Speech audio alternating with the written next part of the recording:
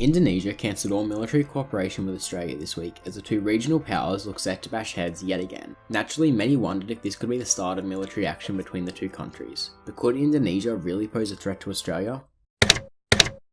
Well, no, and the notion of an Indonesian invasion is ridiculous, being described by the former Indonesian president as preposterous. Even this week, the Indonesian Armed Forces Chief General called his Australian counterpart his best friend.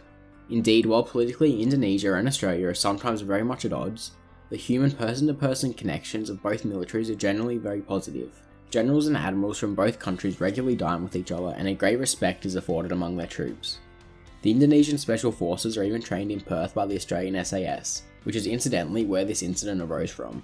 But this rivalry, which has seen direct and indirect military action in the 1960s and in 1999, with 19 Australian casualties and hundreds of Indonesian casualties, has a lot of salience for people. So let's entertain the scenario for a second. Indonesia has a population of 250 million, which dwarfs Australia's population of only 24 million, and its armed forces have 400,000 troops, much larger than the 100,000 active and reserve troops Australia can draw from, with only about half of those being active duty soldiers, sailors and airmen. Even though bigger army diplomacy should work for them, the problem for Indonesia is that invading Australia would be like Cleopatra trying to invade England.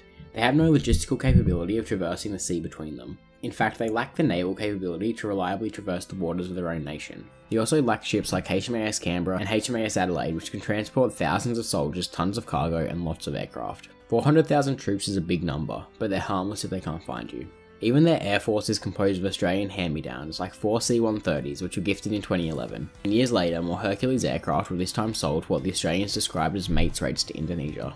They also lack air-to-air refueling capacity, which would be required to get their troops to the southern parts of Australia where the people and nice things are. Australia does not lack this capacity and is actually the party responsible for all the air-to-air refueling in Syria. What the Australians lack in numbers, they make up for in money. Australia just spent $50 billion buying a new fleet of long-range submarines, and is spending tens of billions making a new fleet of Hobart-class destroyers. This is on top of a military budget of $23 billion US, with Indonesia's only being $8 billion.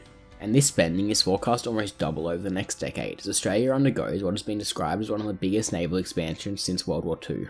But let's take the Indonesians' naval inability to move thousands of troops and take Australia's air and naval superiority out of the question, and pretend Indonesia magically landed soldiers on the Australian coast. What then?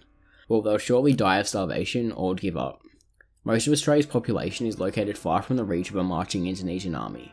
An army that would have to traverse thousands and thousands of kilometers of inhospitable terrain that is extremely hot during the day and much colder than an Indonesian winter at night. There's no water, there are really no towns to pillage, and the roads that aren't dirt tracks are only very simple and can't land heavy aircraft, and the animals would be annoying at best and deadly at worst. In fact, you could say the biggest reason why an Indonesian invasion, or frankly any invasion of Australia would fail, is not because of its military, but the fact that even to one of its closest neighbours, it's still too far away.